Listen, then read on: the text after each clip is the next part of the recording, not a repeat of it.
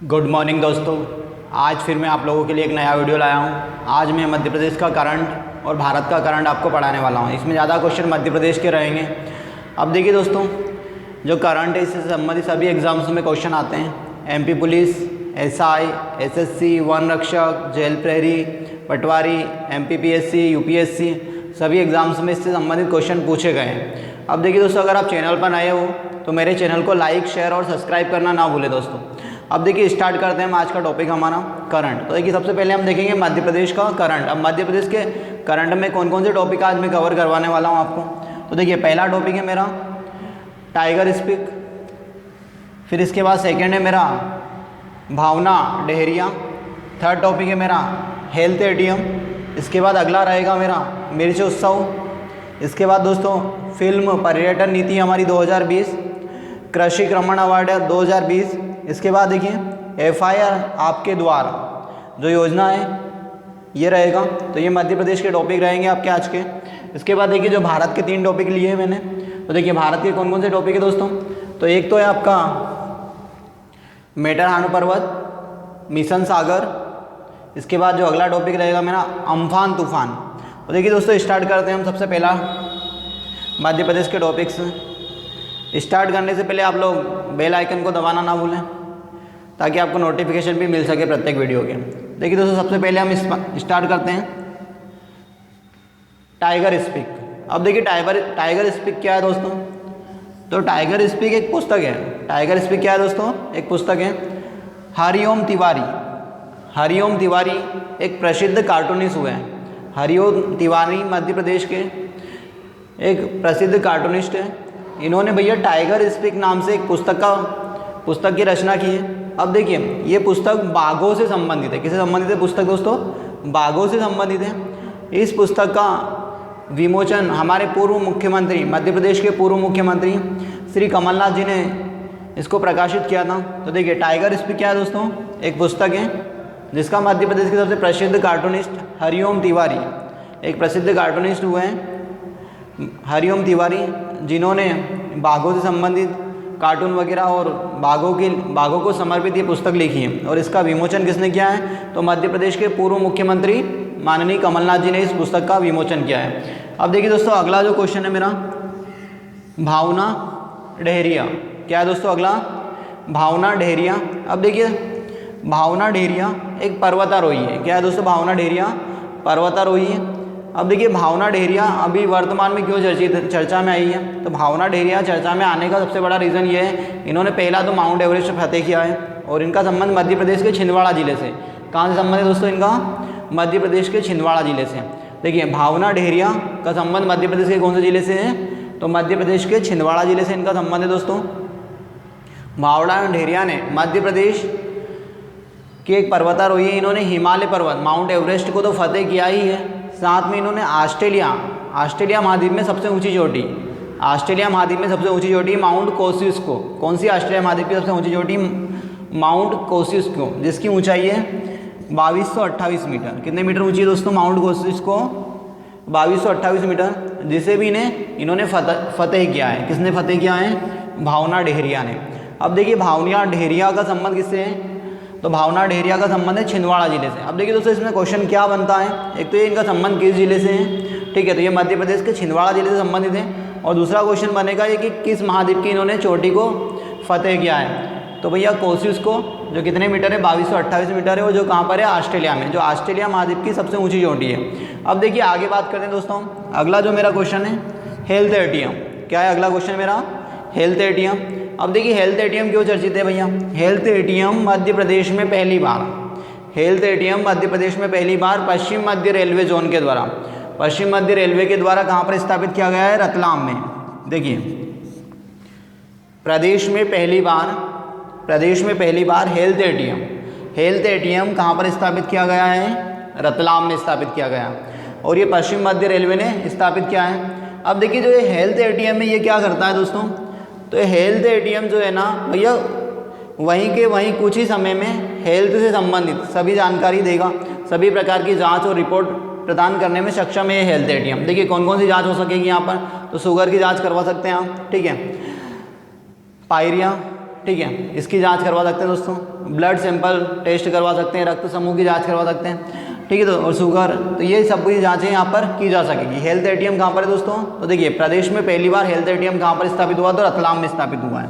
कहाँ पर स्थापित हुआ? प्रदेश में पहली बार हेल्थ एटीएम रतलाम में स्थापित हुआ। और किसने स्थापित किया दोस्तों इसको? तो इसको पश्चिम मध्य रेलवे जोन के अंतर्गत आता है रतलाम, और पश्चिम मध्य रेलवे जोन ने इसको स्थापित किया है। अब देखिए इसके बाद अगली बात करते हैं दोस्तों, अगला जो टॉपिक है हमारा मिर्च उत्सव। क्या है? मिर्च उत्सव। तो देखिए 2020 में मिर्च उत्सव 29 फरवरी, कब? 29 फरवरी से 3 मार्च, कब तक दोस्तों? 29 फरवरी से 3 मार्च तक मिर्च उत्सव मध्य प्रदेश के कसरावद खरगोन जिले में संपन्न हुआ। कहाँ पर संपन्न हुआ दोस्तों मिर्च उत्सव? मध्य प्रदेश में मिर्च उत्सव 2020 में कसरावद में हुआ। तो 29 फरवरी से 3 मार्च तक ये उत्सव चला। और कहाँ पर था ये? तो कसरावद खरगोन जिले में आता है। कौन से जिले में आता है? कसरावद खरगोन जिलों में, वहाँ पर मिर्च उत्सव हुआ। अब देखिए दोस्तों अगला जो मेरा बहुत सबसे महत्वपूर्ण क्वेश्चन है, जो सबसे ज़्यादा आने की संभावना है, तो देखिए मध्य प्रदेश सरकार ने क्या करा, जब कमलनाथ सरकार थी 2020 में, तो उन्होंने मध्य प्रदेश में एक नई फिल्म पर्यटन नीति लेके आए हैं। क्या लेके आए हैं? एक नई फिल्म पर्यटन नीति लेके आए हैं 2020। नीति का नाम क्या है? तो ये नीति का नाम पूछा जा सकता है आपसे एग्जाम्स में। तो भैया फिल्म पर्यटन नीति 2020 में कौन लेके आए हैं? तो मध्य प्रदेश के पूर्व मुख्यमंत्री या तात्कालिक मुख्यमंत्री कौन थे उस समय? कमलनाथ के द्वारा लाई गई थी फिल्म पर्यटन नीति 2020। अब देखिए ये नीति लाने का क्या तात्पर्य है? इस नीति का लाने का तात्पर्य ये है कि मध्य प्रदेश वनों की दृष्टि से सबसे संपन्न राज्य है भारत का। सर्वाधिक वन मध्य प्रदेश में कहाँ पर है? मतलब सर्वाधिक वन भारत में अगर कहीं पर है तो वो है आपका मध्य प्रदेश। तो इसलिए इन्होंने क्या करा भैया कि जो वन है उन संसाधनों का ठीक से उपयोग कर सकें, इसलिए ये क्या लेके आए? फिल्म पर्यटन नीति 2020, ताकि मध्य प्रदेश के वनों में कई शॉर्ट मूवियाँ बनाई जा सकें, कई फिल्मों की शूटिंग की जा सके, कई वेब सीरीज़ बनाई जा सके। तो इसलिए इस क्षेत्र को बढ़ाने के लिए और मध्य प्रदेश के वासियों को ज़्यादा से ज़्यादा रोजगार मिल सके, इसलिए इन्होंने एक नई नीति बनाई फिल्म पर्यटन नीति 2020। इसमें भैया जो उद्योगपति वगैरह है उनको इन्वेस्टमेंट करने के लिए भी, आकर्षित करने के लिए विशेष रियायतें दी गई है। तो हमारी फिल्म नीति का ध्यान रखिए कि नई फिल्म नीति मध्य प्रदेश में कब आई। ये क्वेश्चन बिल्कुल संभावना बनती है कि इस बार पुलिस या MPPSC में जरूर आएगा इसे, है ना। तो फिल्म पर्यटन नीति कब आई? 2020 में, ठीक है। इसके बाद देखिए दोस्तों अगला क्वेश्चन है मेरा, छठे नंबर का क्वेश्चन है, ठीक है। बहुत अच्छा क्वेश्चन है, नंबर भी अच्छा है और अवार्ड भी अच्छा है। तो देखिए कृषि क्रमण्य अवार्ड 2020 क्या है?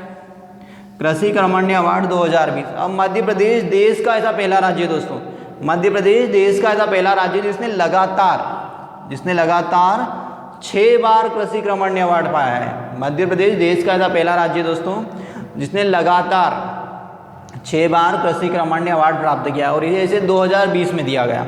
अब देखिए कृषि क्रमण्य अवार्ड मिला है मध्य प्रदेश को, तो किस कारण मिला है? देखिए मध्य प्रदेश में सबसे ज़्यादा जो वृद्धि हुई है उत्पादन में, फसलों में, तो पहला तो है आपका गेहूँ। क्या है? गेहूं में मध्य प्रदेश ने अच्छा प्रदर्शन किया है, बहुत ज़्यादा उत्पादन बढ़ाया है हमने गेहूं। और इसके अलावा दालों का भी सबसे ज़्यादा उत्पादन करना प्रारंभ किया हमने, दालों में भी बहुत ज़्यादा प्रोग्रेस हुई है हमारे यहाँ पर।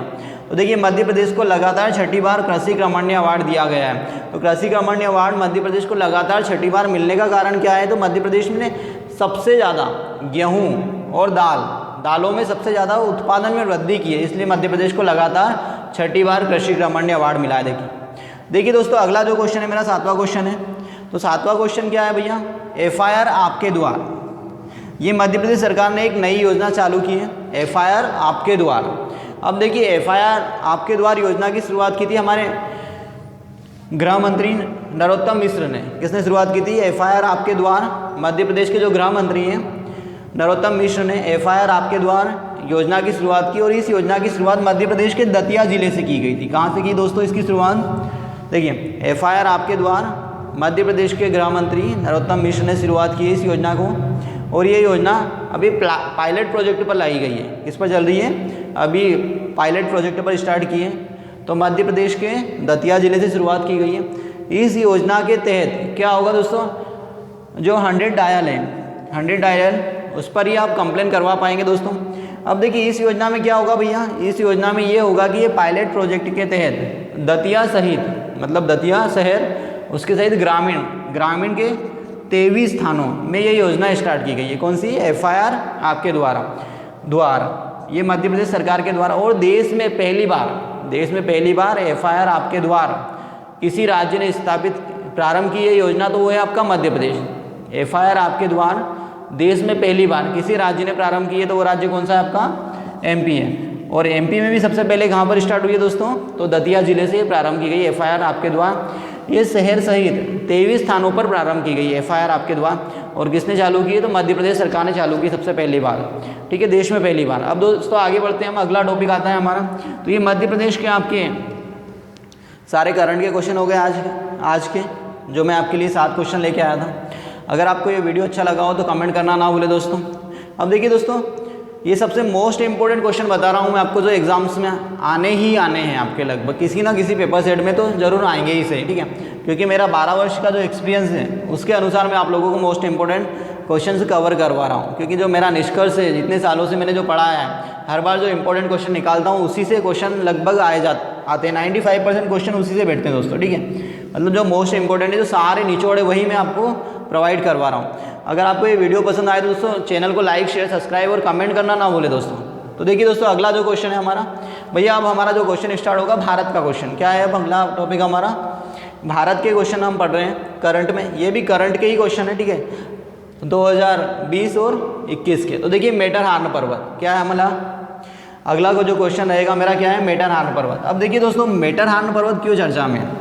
मेटरहार्न पर्वत इसलिए चर्चा में भैया कि मेटरहार्न पर्वत पहली बात तो कहाँ पर स्थित है? तो ये मेटरहार्न पर्वत अल्पस पर्वत श्रृंखला का एक भाग है। कौन सी पर्वत श्रृंखला का दोस्तों? अल्पस पर्वत श्रृंखला का एक भाग है। और ये 8 यूरोपीय देशों में फैला हुआ है। कितने देशों में फैला हुआ है? तो देखिए मेटरहार्न पर्वत अल्पस पर्वत श्रृंखला का एक भाग है और कितने यूरोपीय देशों में फैला हुआ है दोस्तों? तो 8 यूरोपीय देशों में फैला हुआ है। इसमें से जो प्रमुख देश हैं, देखिए फ्रांस है आपका, इटली है, जर्मनी है, ठीक है। France, Italy, Germany, Austria, Switzerland, ये प्रमुख देश है। इसके अलावा लिechtenstein और कुछ छोटे देश हैं। तो देखिए मेटरहार्न पर्वत यूरोप के 8 देशों में फैला हुआ है। इसके बाद आगे बात करते हैं दोस्तों। अब देखिए मेटरहार्न पर्वत विश्व का सबसे बड़ा या विश्व का सबसे ज़्यादा फोटोग्राफिक पर्वत है। मेटरहार्न पर्वत क्या है दोस्तों? विश्व का सर्वाधिक फोटोग्राफिक पर्वत है। अब देखिए विश्व का सबसे ज़्यादा फोटोग्राफिक पर्वत है। अब देखिए इस पर्वत पर पहली बार भारतीय ध्वज को लाइट इमिटिंग पद्धति के द्वारा बनाया गया था। तो पहली बार भारतीय ध्वज को कहाँ पर बनाया गया? तो मेटरहार्न पर्वत पर बनाया गया दोस्तों। अब देखिए मेटरहार्न पर्वत पर भारतीय ध्वज को क्यों बनाया गया, इसका कारण क्या है? तो भैया हमने जो मलेरिया की दवाई थी हमारे पास, हाइड्रोक्सीक्लोरोक्विन, ये हमने विश्व के अधिकांश देशों को प्रोवाइड की ताकि वो देश कोरोना में अपने यहाँ के लोगों को बचा सके। तो देखिए कोरोना की रक्षा करने के लिए हमने मलेरिया की दवाई विश्व के कई देशों को प्रोवाइड की। इसलिए भारत का ध्वज कहाँ पर बनाया गया?